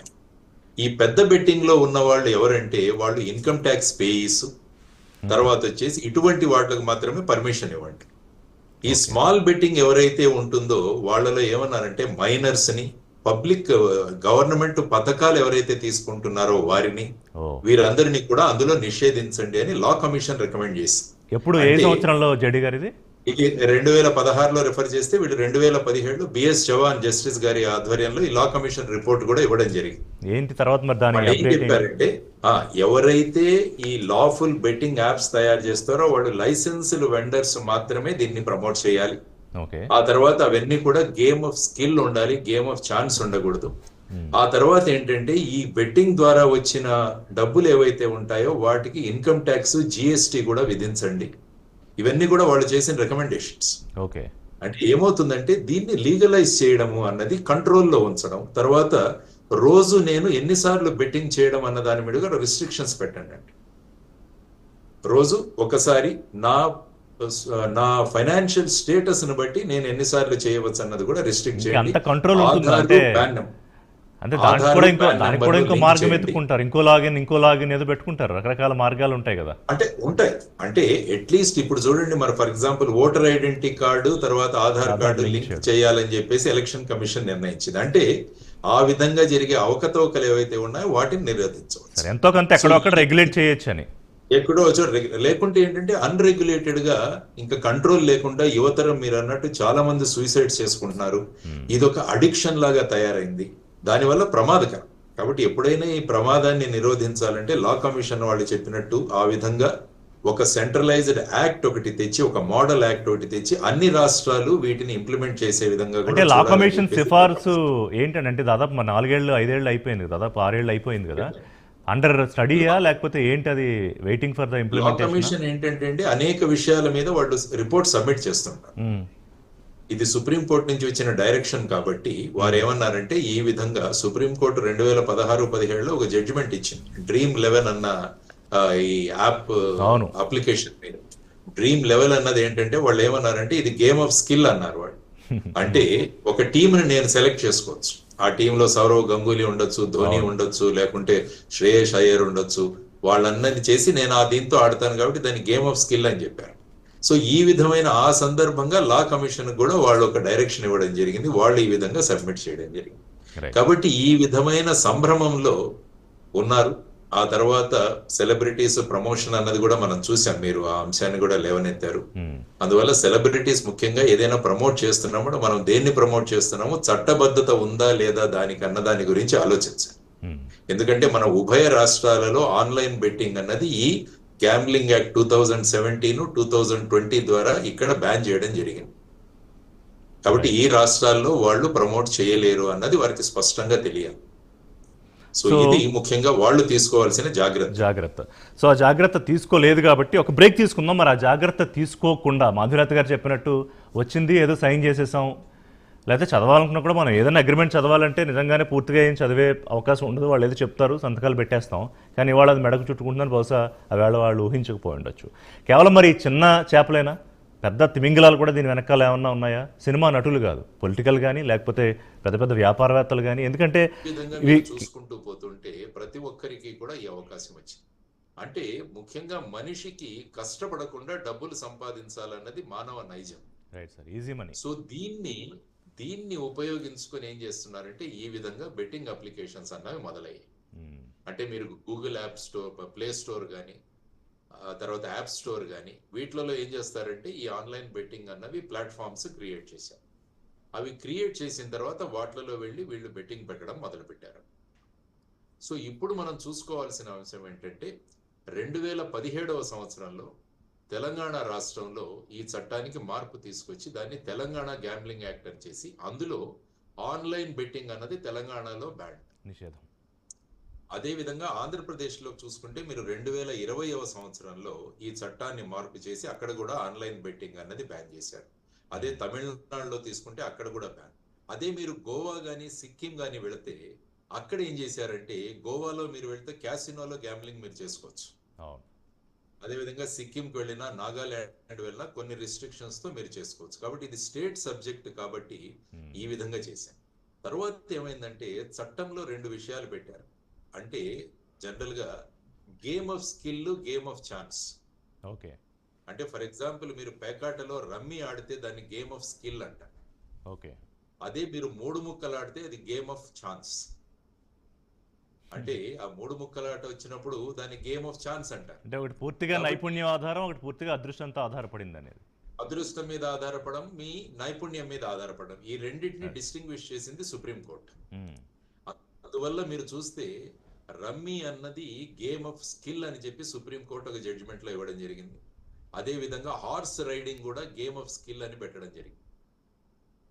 అంటే హార్స్ రైడింగ్ ఏమవుతుందంటే ఆ గుర్రం ఏది, జాకీ ఎవరు, ఇంతకు ముందు ఎన్ని విజయాలు సాధించారు, ఈ 2 కాంబినేషన్లు ఇవన్నీ పెట్టి చాలా పర్ముటేషన్లు, కాంబినేషన్లు చేసి నేను బెట్టింగ్ చేయాల్సి వస్తుంది. అంటే అందువల్ల స్కిల్ బేస్డ్ అయినా కూడా మరి బెట్టింగ్ చేయొచ్చా? బెట్టింగ్ నిషేధమా ఈ రెండింటి మీద? ఏది రమ్మీ కానీ మీరన్న హార్స్ రేస్ కానీ? రమ్మీ తర్వాత హార్స్ రైడింగ్ ఇవన్నీ గేమ్ ఆఫ్ స్కిల్ అన్నారు. అందుకని మీరు హార్స్ రైడింగ్ జరుగుతుంటాయి, ఇప్పుడు కూడా హార్స్ రేసెస్ జరుగుతాయి మీకు. హార్స్ రేసెస్ జరుగుతాయి, betting on horse race and rummy with money involved, ఈ 2 లీగల్ కాదు కదా? లీగల్. ఇప్పుడు ఏమవుతుందంటే ఈ రమ్మీ యాప్స్ అని వచ్చాయి మీకు ఇప్పుడు. అవును. ఈవెన్ బెట్టింగ్ యాప్స్ చూసుకుంటే రమ్మీ యాప్స్ కూడా ఉన్నాయి. వీటి కూడా పెద్ద పెద్ద క్రికెటర్స్ కూడా ప్రమోట్ చేస్తున్నారు. కరెక్ట్. సో ఇప్పుడు ఏమవుతుందంటే ఇప్పుడు ఐపీఎల్ లో సగం యాప్స్ అవే, యాడ్స్ అవే. అవునండి. ఇప్పుడు ఏంటంటే బేసిక్ గా ఏ రాష్ట్రంలో దేన్ని నిషేధించారన్న దాని మీద దీని ఇంప్లిమెంటేషన్ ఉంటుంది. ఓకే. అంటే చాలా ట్రికీ, ఇప్పుడు చాలా ట్రికీ. ఇప్పుడు ఐపీఎల్ ఉంది, దేశవ్యాప్తంగా ఉంటుంది. గ్రే ఏరియా అంట. It's a grey area. Grey area. మరి ఎట్లా? ఓకే. సో నేపథ్యం మీరు చెప్పారు, చాలా బాగా ఎక్స్ప్లెయిన్ చేశారు. అక్కడి నుంచి ఆన్లైన్ దాకా వచ్చాం. సో ఇప్పుడు జరుగుతున్న పరిణామాలు నెక్స్ట్ ఏంటనేది మాట్లాడదామండి. ఒకసారి అడ్వకేట్స్తో కూడా మాట్లాడాక సోమశేఖర్ రెడ్డి గారు, కాంగ్రెస్ నేత అడ్వకేట్, వారు కూడా జాయిన్ అయ్యారు. నమస్కారం అండి. అంతకన్నా ముందు రవిచరణ్ గారు. సో ఏంటి సార్ ఇప్పుడు ఈ వ్యవహారం ఆన్లైన్ బెట్టింగ్స్ మీద ఒక్కసారి మొత్తం తేనెతుట్ట కదిపినట్టుగా కదిలింది. ఎప్పటి నుంచో మనం యాడ్ చూస్తాము, ఏదో అంటే మనకు సంబంధం లేని వ్యవహారం. మనం ఏమి యాప్స్ డౌన్లోడ్ చేసుకొని ఆడడం కాబట్టి అదేదో యాడ్ అనుకోవడం, వదిలేయడం తప్ప మిగతా కమర్షియల్ యాడ్స్ లాగే చూసాం. కానీ దీని తాలూకా దుష్ప్రభావం ఏ స్థాయిలో ఉందని నేను స్టడీ చేస్తుంటే కేవలం 2 తెలుగు రాష్ట్రాల్లో ఎంతమంది చనిపోయారు అంటే పిల్లలు చేసిన అప్పులకి వాళ్ళు తీర్చలేక చచ్చిపోవడం కాకుండా తల్లిదండ్రులు కూడా అప్పులు తీర్చలేక, బంధువుల దగ్గర అవమానాలు భరించలేక వాళ్ళ ఆత్మహత్యలు చేసుకున్న ఘటనలు కూడా వింటే మాఫియా గురించి మాట్లాడుకుంటున్నాము. ఇవాళ బెట్టింగ్ అనేది లక్ష్మీనారాయణ గారు చెప్పినట్టు ఎప్పుడో రామాయణం లేకపోతే మహాభారత కాలం నుంచి రకరకాల రూపాల్లో ఉండేది. ఆ తర్వాత ప్రభుత్వాలు లేకపోతే బ్రిటిష్ కాలం, రాజ్యాంగం వచ్చిన తర్వాత ఇంకో రకంగా, తర్వాత అక్కడి నుంచి ఆన్లైన్స్, ఇప్పుడు కొన్ని రాష్ట్రాల్లో సరే ప్రత్యక్షంగా ఉంది, కొన్ని చోట్ల లాటరీ, బట్ అది బెట్టింగ్ కిందకి రాదు, లక్ దాని కిందకు వస్తుంది. సరే స్కిల్ బేస్డ్ వాటి మీద కూడా మరి ఎంతవరకు అవకాశం ఉంది, అవకాశం లేదనేది మన లీగల్ ఎక్స్పర్ట్స్ వాళ్ళు చెప్తారు. మొత్తం మీద ఈ యాప్స్ యజమానులు సుమారు 19 యాప్స్ ఓనర్స్కి నోటీస్ ఇచ్చారు. వాళ్ళు ఎవరో ఫైండ్ అవుట్ చేసి, ఇందులో జిగిల్ రమ్మీ అని, 823, YOLO 247, fair play, Andhra 365 and so అలా చాలామంది యాప్స్ ఉన్నాయి. ఈ 25 మంది మీద కేసులు. అంటే కేవలం అంటే ఎన్ని కోట్ల మంది ఈ బెట్టింగ్ యాప్స్ ఆడుతూ ఉంటారు, డౌన్లోడ్ చేసుకుంటూ ఉంటారు. ఆ డౌన్లోడ్స్కి సంబంధించి ఒక నియంత్రణ లేదు. అంటే ఏ స్టేట్లో ఉండాలి, ఏ స్టేట్లో లేదు అనే దాని మీద ఒకవేళ నియంత్రణ ఉన్నా, ఇందాక లక్ష్మీనారాయణ గారు చెప్పినట్టుగా టెక్నికల్గా VPN లాంటివి అడ్డు పెట్టుకుని వాటిని ఉపయోగించుకుని కూడా డౌన్లోడ్లు చేసుకుని ఆడుకునే పరిస్థితి. కానీ ఇప్పుడు సజ్జనార్ సీనియర్ IPS లాంటి ఆఫీసర్లో లేకపోతే మరో యూట్యూబరు ఆయన ట్రావెల్ బ్లాగర్ నా అన్వేషణ అనే పేరుతో చేస్తారు. ఆయన సజ్జనారాయణ కూడా మాట్లాడారు ఒక ఇంటర్వ్యూలో. సో ఇలాంటి వాళ్ళు ఎవరో కానీ ఒక విజిల్ బ్లోయర్ లాగా విజిల్ చేస్తే తప్ప మరి ప్రభుత్వాలు వీటి మీద దృష్టి ఎందుకు పెట్టలేదు పెంటపాటి రవిచరణ్ గారు? అంటే వాళ్ళు పట్టించుకోవాలి కదా, దానికోసం ఒక డిపార్ట్మెంటో ఒక సెక్షనో ఏదో ఉంటుంది. అంటే దాన్ని పెద్దగా చూసి చూడనట్టు వదిలిపెట్టేశారా? ఇప్పుడే యాక్ట్ చేస్తున్నారా? ఋషి గారు, ఇప్పుడు మనకి ఇందాక ఒక లక్ష్మీనారాయణ గారు ఫస్ట్ ఇంట్రొడక్షన్ స్పీచ్ ఇచ్చినప్పుడు ఆయన మట్కా గురించి చెప్పారు. అవును. ఇప్పుడు రీసెంట్గా 2024లో కూడా మన తెలుగులో ఒక సినిమా వచ్చింది, వరుణ్ తేజ్ మూవీలో మట్కా అని మూవీ రిలీజ్ చేశారు. ఆ సినిమా చూసిన వాళ్ళైతే అది మీరు ఆ గేమ్ తోటి వాళ్ళు ఇండియా మొత్తం ఎలా ఎకానమీని డిస్టర్బ్ చేశారు అనేది చాలా క్లియర్ గా చూపెట్టారు. సినిమా హిట్ అవ్వలేదు అనుకోండి, బట్ వాళ్ళతో ఎంతవరకు ఇల్ ఎఫెక్ట్ ఉంటుందని చెప్పి చాలా క్లియర్ గా దాంట్లో చూపెట్టారు. ఇప్పుడు ఈ రెగ్యులేటరీ బాడీస్, ఇప్పుడు మనం ముఖ్యంగా ఈ రెగ్యులేటరీస్ పాత్ర ఎంత ఉందో మనం చూడాలి. ఇప్పుడు 2021లో మనకి మినిస్ట్రీ ఆఫ్ ఎక్స్టర్నల్ అఫేర్స్, మన ఎలక్ట్రానిక్స్ ఇన్ఫర్మేషన్ టెక్నాలజీ వాళ్ళు ఒక రూల్స్ ఫ్రేమ్ చేశారు 2021. దాంట్లో ఏం చెప్పారంటే ఈ ఆన్లైన్ గేమ్స్ సంబంధించింది ఒక సెల్ఫ్ రెగ్యులేటరీ బాడీ కాన్స్టిట్యూట్ చేయాలని చెప్పేసి రూల్స్ ప్రిస్క్రైబ్ చేశారు. దాంట్లో కూడా అసలు ఆన్లైన్ గేమ్స్ ఏంటి అన్ని రూల్స్ వచ్చాయి. కానీ దురదృష్టవశాత్తు మన ఇప్పుడు ఇంత 140 కోట్ల జనాభాలో అసలు ఈ రెగ్యులేటరీ బాడీ ఎంతమంది కాన్స్టిట్యూట్ చేశారు, స్టేట్ కి ఎన్ని ఉన్నాయో వాళ్ళు ఏ ఇన్ఫర్మేషన్ కూడా మన పబ్లిక్ డొమైన్ లేదండి. మనం గూగుల్లో రీసెర్చ్ చేస్తే తప్ప కూడా ఏమంటున్నారు, రెగ్యులేటరీ బాడీస్ కూడా సెల్ఫ్ రెగ్యులేటరీ బాడీస్ 2 or 3 ఉన్నాయి. వాళ్ళు కూడా ఏంటి, వాళ్ళు గవర్నమెంట్ ఏ రూల్స్ కూడా ఫ్రేమ్ చేయలేదు కనుక they have frame their own rules. కానీ అవన్నీ కూడా ఎవరికి సరిపోలేదు, ఎందుకంటే పబ్లిక్ డొమైన్ ఎక్కడ లేవు అసలు. ఈ రెగ్యులేటరీ బాడీస్ ఏం చేస్తున్నాయి, వాళ్ళ పవర్స్ ఏంటి, అసలు వాళ్ళు ఆన్లైన్ గేమ్స్ వాళ్ళు పర్మిషన్ ఇచ్చారో కూడా వాళ్ళకి ఏం చేశారు 2021 రూల్స్ లో క్లియర్ గా చెప్పారు. ఈ సెల్ఫ్ రెగ్యులేటరీ బాడీస్ కాన్స్టిట్యూట్ చేయాలో వాళ్ళ దగ్గర అథారిటీ ఉంటుంది, అది ఆన్లైన్ గేమ్ పర్మిట్ చేయాలా లేదా వాళ్ళ పరిమితి ఏంటి అని చెప్పేసి. ఒకవేళ వాళ్ళకి ఇప్పుడు గేమ్ ఆఫ్ స్కిల్ అనే కాన్సెప్ట్ వస్తే వాళ్ళకి ఉన్న చట్టం ప్రకారం అయితే పర్మిట్ చేయొచ్చు. అది కూడా పరిమితి అన్ని కూడా వాళ్ళు కాదు రవిచరణ్ గారు, గేమ్ ఆఫ్ స్కిల్ అనే సెక్షన్లోకి వచ్చే దాని మీద అయితే ప్రాబ్లం లేదా? బెట్టింగ్ యాప్స్ అయినా దాని మీద డబ్బు పెట్టినా అది కూడా గ్యాంబ్లింగ్ కిందకే రాదా? గ్యాంబ్లింగ్ కింద వస్తుంది. ఇప్పుడు సుప్రీంకోర్టులో కూడా చాలా రకరమైన ఇంటర్ప్రిటేషన్ ఇచ్చింది. ఇప్పుడు స్కీమ్ ఆఫ్ గిల్ కూడా మన పర్టికులర్ యాప్ వచ్చేస్తే మనం స్ట్రైట్ ఫార్వర్డ్ గా చెప్పలేము. దాంట్లో అనలైజ్ చేసుకుని అసలు ఈ స్కిల్ అనేది ఎంతవరకు స్కిల్ ఉపయోగిస్తున్నారు, ఆ స్కిల్లో కూడా ఏదైనా ఛాన్స్ ఏమైనా ఉంది అనుకోండి, దాన్ని ప్రొహిబిట్ చేయొచ్చు. ఇవి కంపల్సరీగా ఇది ఓన్లీ గేమ్ ఆఫ్ స్కిల్ అనే మనం ఎస్టాబ్లిష్ చేసుకెళ్ళాము అనుకోండి, then will come out of the habit. లేదు దాంట్లో ఛాన్స్ ఒక 1% ఉన్నా 50% ఉన్నా 24% ఉన్నా then we can clearly say. కానీ ఆ రెగ్యులేట్ చేసే అథారిటీ ఏంటంటే బోర్డు ఏంటి, అది మన ఏదైనా రెగ్యులేటరీ బాడీ ఏమైనా ఎస్టాబ్లిష్ చేయగలిగితే వస్తుంది. ఆర్ ఎవరైనా చేసేటప్పుడు కోర్టులో కూడా మనం ఎవిడెన్స్ ఉపయోగించుకొని ఇది పలానా ఛాన్స్ లో వస్తుందంటే దాని ప్రొవిషన్ కానీ దాన్ని పీనల్ పొజిషన్ ఉన్నాయి తప్ప. స్టేట్ గవర్నమెంట్ లో కూడా మీరు చూస్తే మన state Telangana government gaming rules లో కూడా దీనికి పెద్దగా శిక్ష లేదు. 3 months నుంచి 1 year 3 years దాకా ఉన్నాయి తప్ప దాంట్లో డెఫినేటివ్ ప్రొసీజర్ కానీ ఎస్టాబ్లిష్ చేయాలి క్లియర్ గా రూల్స్ లేవండి. మరి ఆ డెఫినేటివ్ ప్రొసీజర్ ఎస్టాబ్లిష్ కాకుండా ఇవాళ వీళ్ళని ఎట్లా బాధ్యులు అవుతారు ఈ ప్రమోట్ చేసిన వాళ్ళు? ఇప్పుడు మీరున్న అఫెన్స్ మన మీడియాలో ఎఫ్ఐఆర్ లో చూసినా సరే మీకు ముఖ్యంగా ఏ సెక్షన్స్ పెడుతున్నారండి, ఫస్ట్ బిఎన్ఎస్ ఐపీఎస్ లో అమెండ్మెంట్ చేసుకుని బిఎన్ఎస్ తీసుకొచ్చారు. దాంట్లో ఏమైనా గేమింగ్ కోసం ఏమైనా సపరేట్ ప్రొసీజర్ ఏమైనా పెట్టారా అండి? చేయలేదు. ఓన్లీ చీటింగ్ కేసులో బుక్ చేస్తున్నారు, ఆర్గనైజ్ క్రైమ్ నుంచి తీసుకొస్తున్నారు. మరి ఒకవేళ మనకి నిజంగా ఇంత ఇష్యూ ఉంది, ఇంత పెద్ద ప్రాబ్లం ఉంటే ఇంటెన్షనల్ గా చీట్ చేయాలని ఈ జీవితాలు పాడవాలని చెయ్యరు. అది ఋషి గారు ఎస్టాబ్లిష్ చేసే లోపల కొన్ని ఏళ్ళు గడిచిపోతాయి కదా, అప్పుడు ఎంతమంది సఫర్ అవుతున్నారు, దాని గురించి ఎవరు పట్టించుకుంటారు? ఇప్పుడు సోకాళ్ళు వీళ్ళు 10 రోజుల నుంచి మనకి న్యూస్ వస్తుంది, ఎనీ పొలిటికల్ పార్టీ బీజేపీ కానీ టీఆర్ఎస్ కానీ బీఆర్ఎస్ కానీ కాంగ్రెస్ ఎవరైనా ఏదైనా రెస్పాన్సిబుల్ పొజిషన్ హోమ్ మినిస్టర్ కానీ ఎవరైనా స్టేట్మెంట్ ఇచ్చారండి? ఎందుకు ఇవ్వలేదు? ఇప్పుడు ఇంత పెద్ద ఇష్యూ మనం ఇప్పుడు టీవీ డిబేట్ ప్రైమ్9 టీవీలో చూసాను, మనకి ఇప్పటికే కనీసం 10-15 షోలు అయ్యాయి. ఇవాళ ఏదో తెలుగు స్టేట్స్ రెండింటిలో పొలిటికల్ ఇష్యూస్ ఉన్నా కూడా ఇది టేకప్ చేయడానికి కారణం ఏంటంటే టుడే ఇట్స్ బర్నింగ్. మాట్లాడకపోతే ఈ స్థాయిలో ఇప్పుడు సార్ని వాళ్ళు జేడీ గారిని కూడా రిక్వెస్ట్ చేసి, అంటే ఈ స్థాయిలో వాళ్ళు మాట్లాడితే తప్ప ఎంతో కొంత దీని మీద అవేర్నెస్ రాదు. కనీసం ఇప్పుడైనా ఆడుతున్న వాళ్ళు ఇప్పుడే ఉంటారు, మనం ఈ టైంకి మాట్లాడుకున్నప్పుడు ఆడుతున్న వాళ్ళకైనా కూడా ఒక అవగాహన కల్పించాలనేదే ప్రైమ్9 ప్రయత్నం. అదే మీరు అదే నేను లాస్ట్ 3 days ఫాలో చేస్తున్నాను. ఇలాంటి మీడియా సంస్థలు చాలా చేస్తున్నాయి. కానీ ఎందుకని రెస్పాన్సిబుల్ పొజిషన్ ఉన్న ఈ సోకాల్డ్ మినిస్టర్స్ కానివ్వండి వీళ్ళంతా కూడా ఇప్పుడే ఒక స్టేట్మెంట్ ఇవ్వలేదు. అదే కాక నిన్న ఐపీఎల్ మ్యాచెస్ మన 2 days పై స్టార్ట్ అయ్యండి. సుమారు మీరు ఆన్లైన్ లో మన జియోలో చూస్తే అట్లీస్ట్ మినిమం 17 to 20 crores మంది టీవీలో స్క్రీనింగ్ అని డిజిటల్ గా కనిపిస్తుంది. కానీ వాళ్ళు ఏ అడ్వర్టైజ్మెంట్ చూసినా అందుకని డ్రీమ్ లెవెల్ మీద అడ్వర్టైజ్మెంట్ వస్తున్నాయి. చాలా ఈ బెట్టింగ్ యాప్సే ఉన్నాయి అందులో, గేమ్లింగ్ యాప్స్ మొత్తం వాళ్ళ యాడ్స్ అంతా ఇప్పుడు బెట్టింగ్ యాప్స్ కాంకర్ చేసి ఇంకా వేరే యాడ్స్ ఏం రావట్లేదు. అంటే వాళ్ళు వ్యూస్ చెప్తాను 17 crores మంది చూస్తున్నారు, 20 crores మంది చూస్తున్నారు, ఇలా చూస్తున్నారు. అట్లీస్ట్ 17 into 3 చూసుకున్నా ఈ 221 crores పైన చూసింది. కానీ ఒక్కొక్క ఇంట్లో 2-3 కలిసి చూస్తారు, ఒక్కొక్క సింగిల్ చూడరు కదా. దాంట్లో పిల్లలు ఉంటారు, పెద్దలు ఉంటారు. కానీ రెగ్యులేషన్ వచ్చినప్పుడు ఎవరు కూడా రెగ్యులేటరీ బాడీ దాన్ని సీరియస్ గా తీసుకోవట్లేదు. ఇప్పుడు కన్జ్యూమర్ ప్రొటెక్షన్ యాక్ట్ కింద మీకు చెప్పినట్టు దాంట్లో 2021 మిస్లీడింగ్ అడ్వర్టైజ్మెంట్స్ కోసం ఒక అథారిటీని కాన్స్టిట్యూట్ చేశారు. వాళ్ళు కూడా ఏమైనా ముందుకు వచ్చి మిస్లీడింగ్ అడ్వర్టైజ్మెంట్ చేసినప్పుడు వాళ్ళకి పీనల్ కాన్సిక్వెన్సెస్ ఉన్నాయి. కానీ ప్రాక్టికల్ గా అవేమి ఇట్లా ఎన్ఫోర్స్ కావట్లేదు. సో నేనంటే దీంట్లో central government, state government, NGOs కానీ ఇప్పుడు లక్ష్మణ పెద్దలు మీలాంటి వాళ్ళందరూ ఇనిషియేట్ చేసుకుంటే తప్ప, ఒక డిఫైన్డ్ కాంక్రీట్ గా ప్లాన్ చేస్తే తప్ప, ఒక బాడీని రెగ్యులేట్ చేసుకుంటే తప్ప ఇట్లాంటివన్నీ ఆగమని. ఎన్ని రూల్స్ మనం డిబేట్స్ పెట్టుకున్నా ఇది ఇయర్స్ టు కంటిన్యూ అవుతుంది తప్ప దీనికి ఏం మనం సొల్యూషన్ తీసుకురాలేము. ఏదో ప్రాపర్ సొల్యూషన్ తీసుకురావాలి మాధవ్ గారు. సొల్యూషన్ తీసుకురాకుండా ఎవరినో దీనికి ఒక 10 మందినో 5గురినో ఏదో పేరుకి తూతు మంత్రంగా విచారణ చేసేసి దీని మీద మేము యాక్ట్ చేసామంటే కూడా దానివల్ల ఉపయోగమే ఉండదు. ఏదో అది షో ఆఫ్ లాగా మిగిలిపోతుంది ఒక రోజుకి. అలా అని బాధ్యత లేకుండా ఉండాలా, వాళ్ళు రెస్పాన్సిబిలిటీ తీసుకోవాలి. ఇప్పుడు సోషల్ మీడియా సెలబ్రిటీస్ అంటే నేను ఇంతకుముందు ఒకసారి ఎప్పుడో సందర్భంలో చెప్పా, వాళ్ళకి సోషల్ రెస్పాన్సిబిలిటీ కూడా ఉండాలి ఎంతో కొంత. సో దాని మీద ఒకటి చెప్పండి.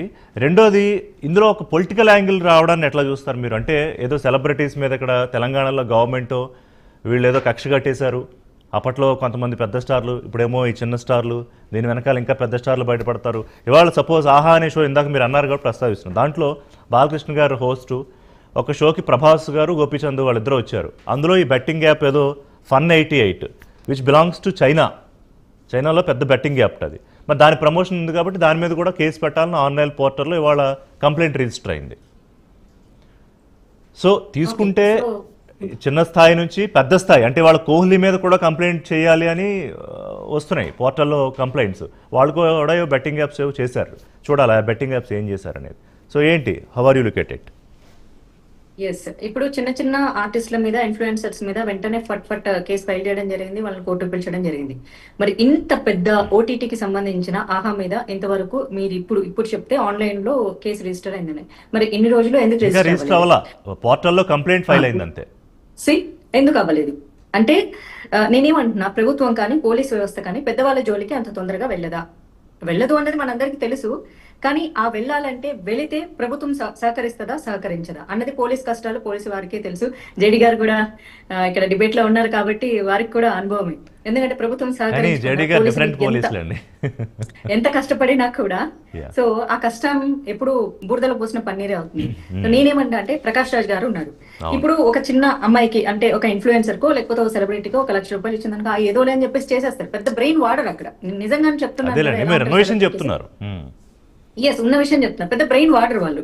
ఓకే 1 లక్ష 2 లక్షలు, ఓకే మాకు మార్కెట్ ఉంది, మాకు ఇన్ఫ్లుయెన్సర్ లైక్ ఫాలోవర్స్ ఉన్నారు, ఓకే మనకి ఇంతే వస్తుంది అని చెప్పేసి. ప్రకాష్ రాజు మోదీ దేశాన్ని ఎలా పరిపాలించాలో ఉన్న పెద్ద గొప్ప మేధావి. ఆయనకు కోట్ల రూపాయలు ఇస్తున్నప్పుడు అది కూడా ఖచ్చితంగా కోట్ల రూపాయలు అన్నది హవాలా మనీ ద్వారానే వస్తుంది. అది దేశానికి అంతరాయం కలిగించేటటువంటి క్రైమ్ అన్నది ఆయనకు తెలీదా? రాణా గారిని తీసుకున్నప్పుడు ఆయనకు కూడా ఖచ్చితంగా లక్షల్లో ఇవ్వరు, ఆయనకు కూడా కోట్లలో ఇస్తారు. ఆయనకు తెలీదా ఇన్ని కోట్ల రూపాయలు ఇస్తున్నారంటే అది ఖచ్చితంగా ఇల్లీగల్ మనీ అని తెలీదా? లైక్ మంచులక్ష్మి గారు అవ్వచ్చు, ఇలా పెద్ద పెద్ద సెలబ్రిటీస్ ఎవరైతే ఉన్నారు, విజయ్ దేవరకొండ, ఇంకా కొంతమంది పేర్లు చెప్పారు, వీళ్ళందరికీ కోట్ల రూపాయలు. విజయ్ దేవరకొండని హైర్ చేయాలంటే ఎన్ని కోట్ల రూపాయలు తీసుకుంటాడు ఆయన? ఆయనకు తెలీదా ఇది దేశానికి చాలా నష్టం కలిగించేటటువంటి అంశం అని? అందరికీ తెలుసు. మరి వీళ్ళందరినీ తీసుకెళ్లి ఖచ్చితంగా విచారణ చేస్తారా అన్నది చూడాలి. ఎందుకంటే నార్కోటిక్స్ దాంట్లో చాలా మంది సెలబ్రిటీలని గత కొన్ని సంవత్సరాలుగా ఎంక్వైరీలు చేస్తూనే ఉన్నారు. మరి ఎంత దాకా వచ్చిందన్నది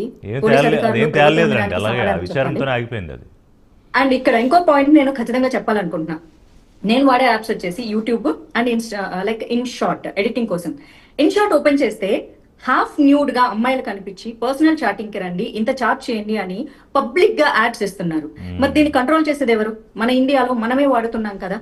సో ఇది కూడా దీని ద్వారా అబ్బాయిలు ఏం చేస్తారు, ఈజీ మనీ కోసం చూస్తారు. ఆ ఈజీ మనీ ఎక్కడి నుంచి వస్తుందంటే బెట్టింగ్ యాప్స్ వీళ్ళకి కనిపిస్తుంది, అక్కడ నుంచి డబ్బులు తీసుకెళ్లి ఇలాంటి అమ్మాయిలతో చాట్ చేయడానికి ఇష్టపడతారు. సో ఇక్కడంతా సర్క్యులేట్ అవుతుంది కదా. ఇంకో చోట చూసుకుంటే సో కాల్డ్ ఎవరు ఇన్ఫ్లుయెన్సర్స్, యూట్యూబర్స్, కొంతమంది బెట్టింగ్ యాప్స్ ప్రమోట్ చేయట్లేదు, కానీ వాళ్ళు విదేశాలలో ఉన్న వ్యభిచారాన్ని ప్రమోట్ చేస్తున్నారు. టు బి ఆనెస్ట్లీ, ఇక్కడ వస్తే ఈ పాపలు ఉంటారు, అక్కడ వస్తే ఆ పాపలు ఉంటారు, అలా ఎంజాయ్ చేయొచ్చు. అంటే వాళ్ళ ఫాలోవర్స్ చూసి ఏమనుకుంటారు, ఓహో మనం విదేశాలకు వెళ్తే ఇలా పాపలతో ఎంజాయ్ చేయొచ్చు. ఎందుకంటే ఎప్పుడు చెడుకే తొందరగా యువత అట్రాక్ట్ అవుతారు, మంచికి చాలా తక్కువ అట్రాక్ట్ అవుతారు. భవిష్యత్తు మీద కళలు ఉన్న వాళ్ళు, జీవితంలో సాధించాలనుకున్న వాళ్ళు మంచి వైపు వెళ్తారు. కానీ ఎప్పుడు ఈజీ మనీ కావాలనుకున్న వాళ్ళు ఏం చేస్తారు, విదేశాలకు వెళ్తే పాపలతో ఎంజాయ్ చేయొచ్చు. ఎవరైతే ఇప్పుడు సోకాళ్ళు చెప్తున్నారో గొప్పగా మేము బెట్టింగ్ షాప్ ప్రమోట్ చేయట్లేదని, they are literally promoting alcohol and కనీసం చిన్న క్యాప్షన్ కూడా వేయట్లేదు. లక్ష్మీదేవి బొమ్మలు లేకపోతే వినాయకుడు బొమ్మల మీద బీర్లు అమ్ముతున్నారని వాళ్ళు తాగి మరీ చూపిస్తున్నారు. What kind of respect they are giving ఈ దేశంకి, లేకపోతే ఈ దేశంలో ఉన్నటువంటి ధర్మానికి. అండ్ వీళ్ళ ఫాలోవర్స్ చూసి ఓహో విదేశాలకు వెళ్తే మనం ఇలా చేయొచ్చు అనమాట. అంటే మనకి ఈజీ మనీ సో మీరు చెప్తోందన్నీ ఇంటర్లింక్, అంటే ఒకటి ఈజీ మనీ, డబ్బు సంపాదించడం, because they need easy money. Betting ఎవరు ఆడతారండి? ఈజీ మనీ కోసమే ఆడతారు. మీరు నేను ఆడతామా? కష్టపడి పని చేయాలనుకుంటాము, కష్టపడి వచ్చిన దాంట్లోనే మనం బతకాలి అనుకుంటాము. Why we want to play the betting apps? ఎందుకంటే ఈజీ అట్రాక్ట్ చేస్తుంది మనకు. అంటే ఒక లేజినెస్ తో ఉండి ఈజీగా డబ్బులు వస్తాయి. స్టార్టింగ్ అప్ వస్తుంది అంటే చాలా మంది రోజుకి 8 గంటలు పని చేయక్కర్లేదు, ఒక అరగంట గంట బెట్టింగ్ ఆడి అందులో డబ్బు వస్తే యూట్యూబ్ లో ఒక హిందీ వాళ్ళదండి ఒక యాడ్ వస్తుంది, 5 seconds లో స్కిప్ కొట్టొచ్చు. అందులో మేము రమ్మీ ఆడతాము, మా మదర్ కూడా నాతో పాటు రమ్మీ ఆడుతుందంటే హామే ఖేల్తా హూ అని ఒక ఇన్నోసెంట్ ఫేసులను పెట్టి పబ్లిక్ గా అఫీషియల్ గా బెట్టింగ్ యాప్స్ చేస్తూ ఉన్నారు. మరి ఇవన్నీ ప్రభుత్వం కదా దీని మీద ఖచ్చితంగా చర్యలు తీసుకోవాల్సింది. ఇంత పబ్లిక్ గా ఇవన్నీ కనిపిస్తూ ఉంటే మరి వీళ్ళందరినీ పట్టుకోరా? నేను ఇందాక నుంచి అడిగేది ఒకటి, ఇక్కడ నేను న్యాయం ఏం చేయాలి, చట్టం ఏం చేయాలి నేను మాట్లాడట్లేదు. ఎందుకంటే ఆల్రెడీ మన ప్యానెల్లో న్యాయానికి సంబంధించి చట్టానికి సంబంధించి ఉన్నారు కాబట్టి నేను ఒక డిఫరెంట్ వాయిస్ వినిపించడానికి ట్రై చేస్తున్నా. I'm not encouraging any influencer, I'm not encouraging any celebrity. వీళ్ళని పట్టుకెళ్లారు పెద్ద చేపలు. ఇందాక ఆయన అన్నట్లు ఎందుకు పాలిటిషియన్స్ రెస్పాండ్ అవ్వట్లేదు? ఇప్పుడు ఐపీఎల్ లో మొత్తం పబ్లిసిటీ చేసేది ఈ బెట్టింగ్ యాప్స్ చేస్తున్నాయి. అంటే వాళ్ళు ఎక్కడో ఒక చోట ఎవరినో చాలా పెద్ద తలలు వీళ్ళందరినీ పట్టుకొని ఉన్నారు. పాలిటిషియన్స్ దీని వెనకలేదా అంటే డెఫినెట్ గా ఉన్నారు. అంటే ఒక పెద్ద కార్పొరేట్ శక్తుల ప్రమేయం కూడా ఉన్న ఆశ్చర్యపోకర్లేదు ఇందులో. అంటే political plus corporate plus so many. ఎందుకంటే ఇప్పుడు ఒక సినిమాకి రెమ్యునరేషన్ తీసుకుంటున్నప్పుడు దాన్ని ఖచ్చితంగా కొంచెం బ్లాక్ లో తీసుకుంటారు. ఎందుకంటే బికాస్ వీ నో కొంచెం బ్లాక్ లో తీసుకుంటారు, వైట్ లో తీసుకుంటారు, ఇన్కమ్ ట్యాక్స్ తగ్గించుకోవచ్చు. పర్టికులర్ గా ఇలాంటి మనీ తీసుకున్నప్పుడు కోట్లలో ఇస్తున్నప్పుడు ఎవరైతే పెద్ద పెద్ద వీళ్ళందరూ ఉన్నప్పుడు ఖచ్చితంగా అది హవాలా ద్వారా వస్తుంది. సోమశేఖర్ గారు, అంటే ఐ డోంట్ నో, అంటే మొత్తం హవాలాలోనే is it necessarily come through హవా మనకు తెలియదు, but there is a possibility. I'm not denying. Lakshminarayana గారిని అడుగుదాం. ఒకటి, సోమశేఖర్ రెడ్డి గారు, ఇప్పుడు మాధురత్ గారు చెప్పిన దాంట్లో కొన్ని కీ పాయింట్స్ ఏంటంటే, ఒకటి మీకు కనిపిస్తోంది ముందో 10 మందో 15 మందో ఏదో చిన్నగా స్టార్ట్ చేసి కొంచెం పేరు సంపాదించుకుని యూట్యూబ్లో కొంత లక్షల్లో, సరే కొంతమంది కోట్లు సంపాదించుకున్నారు, లేకపోతే హర్షసాయి లాంటి వాళ్ళు మరి కోట్లు ఎట్లా దానం చేస్తారో మనకు తెలియదు, ఇలా కొంతమంది ఉన్నారనుకోండి. కానీ మరి పెద్ద తలకాయల సంగతి ఏంటి? వీళ్ళని ఎందుకు పట్టించుకోరు? అంటే కొంతమంది ప్రభుత్వాలకు ఫేవర్గా ఉంటేనో లేకపోతే ఇన్ఫ్లుయెన్స్ చేయగల పరిస్థితిలో ఉంటే వాళ్ళ జోలికి వెళ్ళరా? అలాగే నేషనల్ స్థాయిలో ఉన్న స్టార్ల సంగతి ఏంటి? Yes, definitely it's a question and it's a debatable point కదా. Somashekhar garu, one second, Madhavi wants to add a point, చెప్పండి. ఇప్పుడు మహేష్ బాబు గారు ఆడిస్తున్న సుపారీ పలుకులు అంటే ఏంటి? అదేదో ఒక్క పొడి అనుకొని నేను అడిగితే కాదు అది గుట్కా అన్నారు. లైక్ అంటే గుట్కా బ్యాన్ చేస్తే సుపారీ పలుకుల పేరుతో మళ్ళీ మార్కెట్ లోకి వస్తుందా? It just doubt. If it is అలా అయితే ఇప్పుడు అజయ్ దేవగన్ గారు, వీళ్ళు షారూక్ ఖాన్ వీళ్ళందరూ కలిసి కూడా చేస్తారు. అది కూడా ఏదో గుట్కా కాదు, కానీ మీరు అన్న ఒక్క పొడి లాంటిది, అలా బహుశా అలాంటిది ఏదో అనుకుంటారు. అది షుగర్, అది ఫస్ట్ గుట్కా ఆర్ పాన్ మసాలా అనే ఇంప్రెషన్ వచ్చిన ఆ తర్వాత దాన్ని ఏం చేశారంటే ప్రీ ప్లాన్డ్ గా బిజినెస్ మాడ్యూల్లో దానిపైన షుగర్ కోటెడ్ సోంప్ అనేది ఇంప్రెషన్ ఇచ్చారే కానీ అంటే ఆ ఫ్లేవర్ కంటిన్యూ అవ్వాలి. అంటే ఈ విషయం సెలబ్రిటీస్ చేస్తున్న వాళ్ళకి తెలుసా? ఖచ్చితంగా తెలిసే ఉంటుందిగా. తెలుసు, అందుకనే వాళ్ళు కూడా ఈ లైబిలిటీని తగ్గించుకునే దానికి లీగల్ గా కాన్సిక్వెన్సెస్ ని ఫేస్ చేయకుండా to avoid the legal battle వాళ్ళు ఏంటంటే ఇది పలుకులు. మీరు చూడండి అజయ్ దేవగన్ తెలుగు డబ్బింగ్ యాడ్ లో అజయ్ దేవగన్ గానీ షారూక్ గానీ వాళ్ళిద్దరూ కలిసి యాక్ట్ చేసిన యాడ్ అది.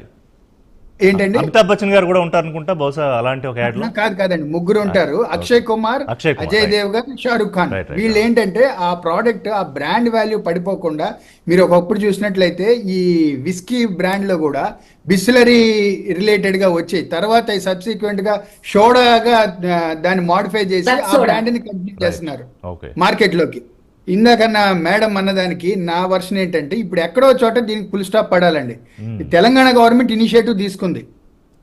విసి సజ్జనార్ గారు Telangana state road transport corporation ఎండీగా ఉండి, ఆయన బీయింగ్ ఐపీఎస్ ఆఫీసర్, ఆయన దీన్ని ఇనిషియేట్ చేశారు. ఎక్కడో చోట ఏదో గవర్నమెంట్ ఇనిషియేట్ చేస్తే దీనికి ఇటువంటి యాక్టివిటీస్ చేసే కామన్ పీపుల్ కానీ ఆర్ అదర్వైజ్ ఎవరైనా కానీ దీన్ని బ్రేక్ వేయగలుగుతారు. దీన్ని సబ్సిక్వెంట్గా దీన్ని ఫాలో అయ్యే కామన్ పీపుల్ కూడా ఒళ్ళు దగ్గర పెట్టుకుని ఉంటారు. అంటే కొంచెం భయపడతారు అని. కానీ ఇనిషియేట్ చేస్తే సరిపోదు, దాని తాలూకా రిజల్ట్ అంటే ఇప్పుడు అందరికీ ఉన్న క్వశ్చన్ ఏంటంటే, ఈజీ టు క్యాప్చర్, వీళ్ళని మీరు చేస్తారు, విచారణకు పిలుస్తారు, కానీ మరి what about the big heads? వాళ్ళకి నోటీసులు ఇస్తారా? వాళ్ళని విచారణ పిలుస్తారా? అక్కడ దాకా వెళ్ళాలంటే ముందు అసలు ఇన్వెస్టిగేషన్ స్టార్ట్ అవ్వాలి కదా. ఇప్పుడు ఇట్స్ అండర్ ఇన్వెస్టిగేషన్ ప్రాసెస్. ఇప్పుడు ఇనిషియల్ స్టేజ్ లో, ప్రీమెచ్యూర్ స్టేజ్ లో ఉంది. బట్ దీనికే చాలా మంది, కొంతమంది ఏమో రిగ్రెట్ అయ్యామని ఓపెన్ గా చెప్తున్నారు. అది రిగ్రెట్ అయినా కూడా దాని కాన్సిక్వెన్సెస్ ఉంటాయి. అది వేరే విషయం. వాళ్ళు ఏడుస్తూ వీడియోలు పెడుతున్నారు కొంతమంది యూట్యూబర్స్ అయితే, ఒకళ్ళిద్దరు. ఏమండి? వాళ్ళు ఏడుస్తూ కూడా క్షమించమని వీడియోలు పెడుతున్నారు అంటున్నా.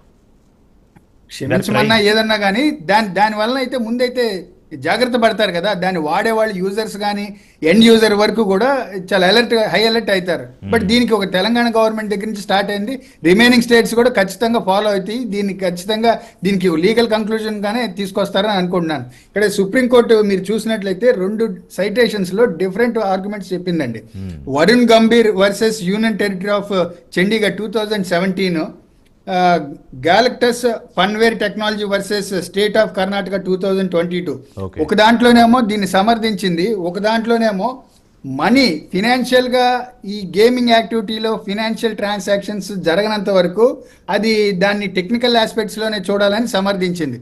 బట్ వేరేజ్ ఇందాక పెద్ద లక్ష్మీనారాయణ గారు చెప్పినట్టు డాక్టర్ ఆర్కే లక్ష్మణ్ కేసులో తమిళనాడు దాంట్లో దాన్ని క్లియర్ గా హార్స్ రైడింగ్ విషయానికి వచ్చేసరికి దాన్ని ఏమని సింపుల్గా గేమ్ ఆఫ్ స్కిల్ అని తేల్చేసింది supreme court. So interpretation various supreme court citations various. అల్టిమేట్గా ఏంటంటే దీని కాన్సిక్వెన్సెస్ ఏ రకంగా ఉంటుంది బై లార్జ్ సొసైటీలో దీని యొక్క పర్యవసానాన్ని దృష్టిలో పెట్టుకుని ఖచ్చితంగా దీన్ని కట్టేలు చేయాల్సిన అవసరం ఉంది. ఆ విధంగానే ప్రభుత్వాలు చర్యలు తీసుకుంటాయని ఆశిద్దాం. రైట్. లక్ష్మీనారాయణ గారు, ఫైనల్గా being a senior IPS officer ఏం సజెస్ట్ చేస్తారు మీరు? ఒకటి, విచారణ సంస్థలకి; 2, ఈ అదర్ పార్టీస్ ఎవరైతే ఇన్వాల్వ్ అయ్యి ప్రమోట్ చేశారో లేదా ఆడుతున్న వాళ్ళు, 3 పార్టీస్కి వాట్ యూ కెన్ సే?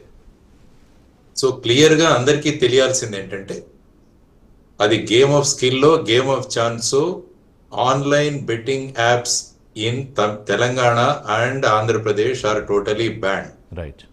కాబట్టి ఇది ఎవరు ఆడినా, ఎవరు ప్రమోట్ చేసినా వాళ్ళందరూ కూడా ఈ చట్టానికి లోబడి ఉండాలి. వాళ్ళందరి మీద ఎంక్వైరీలు, ఇన్వెస్టిగేషన్లు జరుగుతాయి. అందులో ఇందులో ఏ విధమైన అంబిగ్యూటీ ఉండకూడదు. ఆడేవాళ్ళు, ఆడేదానికి ఈ యాప్స్ తయారు చేసిన వాళ్ళు, ఆ తర్వాత ఈ యాప్స్ కు ప్రోత్సాహం ఇచ్చేవాళ్ళు, వీళ్ళు ముగ్గురు కూడా liable. And even the publishing houses, అంటే ఇప్పుడు టెలికాస్ట్ చేస్తున్న ఛానల్స్. డెఫినెట్గా. ఎందుకంటే ఇప్పుడు లిక్కర్ కి యూ కాంట్ అడ్వర్టైజ్, కానీ ఇందాక వారు చెప్పినట్టు వాళ్ళ సోడా పేరునో దేని పేరునో అదే ప్రమోట్ చేస్తున్నారు, అంటే క్యామోఫ్లేజ్ చేస్తారు. సో అందువల్ల ఏ ఛానల్స్ అయితే వీటిని ప్రసారం చేస్తున్నారో వాళ్ళ మీద కూడా చర్యలు జరుగుతాయి. This is number 1. నెంబర్ 2 వచ్చేసి, ఇందులో ఇన్వాల్వ్ అయిన మనీ ఏదైతే ఉందో వాటిని మ్యూల్ అకౌంట్స్ అంటారు. ఈ మ్యూల్ అకౌంట్స్ ద్వారా, అంటే మనకు తెలియదు అనమాట, అంటే క్యామోఫ్లేజ్డ్ అకౌంట్స్ నుంచి ఇవి ఎక్కడికో ట్రాన్స్ఫర్ అవుతుంది. కాబట్టి ఈ అన్ని కేసుల్లో కూడా ఎన్ఫోర్స్మెంట్ డైరెక్టరేట్ అన్నది ఖచ్చితంగా ఇందులో ప్రవేశిస్తుంది. ఎందుకంటే ఇందులో మనీ లాండరింగ్ జరుగుతోంది కాబట్టి. అంటే ప్రొసీడ్స్ ఆఫ్ క్రైమ్ ద్వారా సంపాదించి దాన్ని రూపాంతరం చేసే ప్రయత్నాలు జరుగుతున్నాయి కాబట్టి లాండరింగ్ ఈజ్ హ్యాపెనింగ్. కాబట్టి ఈడీ కూడా ఇందులోకి వస్తుంది. సో ఇది 2వ విషయం. 3వ విషయం, మనం ఏం చేస్తామంటే భారతదేశంలో ఏదైనా దొరికితే దాని మీద ఒక చట్టం చేసి పడేస్తాం. అంటే మా బాధ్యత తీరిపోయింది అని చెప్పేసి పొలిటీషియన్స్ కానీ వీళ్ళు వాళ్ళ బాధ్యత వదిలించుకుంటారు. ఉంటారు. కానీ ఇన్ని చట్టాలు చేసిన తర్వాత ఆ చట్టాలను ఇంప్లిమెంట్ చేయడం అన్నది చాలా ముఖ్యమైన విషయం. ఇప్పుడు మీరు చూసుకుంటే మిత్రులు సజ్జనార్ గారు ఇవి తీసుకొని, ఆయన ఇంతకు ముందు కూడా మల్టీ లెవెల్ మార్కెటింగ్ మీద కూడా ఆయన చాలా ఇవి చేశారు, ఒక యుద్ధమే చేశారు ఆయన. సో ఆ విధంగా ఇప్పుడు తెలంగాణలో ఆయన యొక్క దీంతో ఇప్పుడు జరుగుతున్నాయి. కాబట్టి మిగతా రాష్ట్రాలు ఎక్కడైతే చట్టాలు చేసాయో, బ్యాన్ చేశాయో అవన్నీ కూడా ముందుకు రావాలి. ఆ తర్వాత అందరికీ కూడా నోటీసులు వెళ్ళాలి, ఈ విధమైన వాటిని మీరు ప్రమోట్ చేయకండి, ఈ విధమైన వాటిని మీరు ఆడకండి అని కూడా చేసి, తర్వాత ఏంటంటే మీరు అన్నట్టు ఈ కేసులు ఒక 8-9 సంవత్సరాల తర్వాత కాకుండా ఒక స్పెషల్ కోర్టును ఒకటి ఏర్పాటు చేసి వెనువెంటనే శిక్షలు గనక విధించగలిగితే దాని ప్రభావం చాలా ఎక్కువగా ఉంటుంది. అంటే ఇది చేస్తే వెంటనే మనకు శిక్ష పడుతుంది అన్న ధోరణి ఏదైతే ఉందో అదొకటి.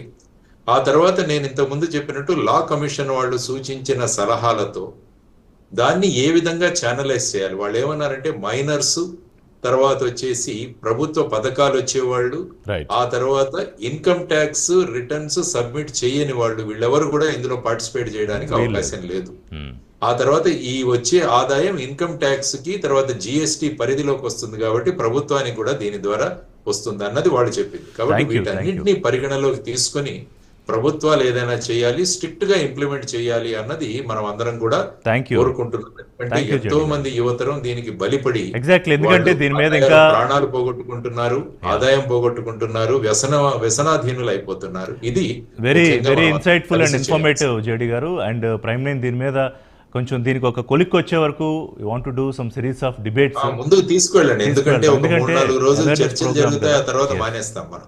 కానీ ఒక ఉద్యమం లాగా మీరు తీసుకోండి, ప్రైమ్ 9 వాళ్ళు ఒక ఉద్యమం లాగా తీసుకోండి. All your support. Thank you very much అండి అందరికి.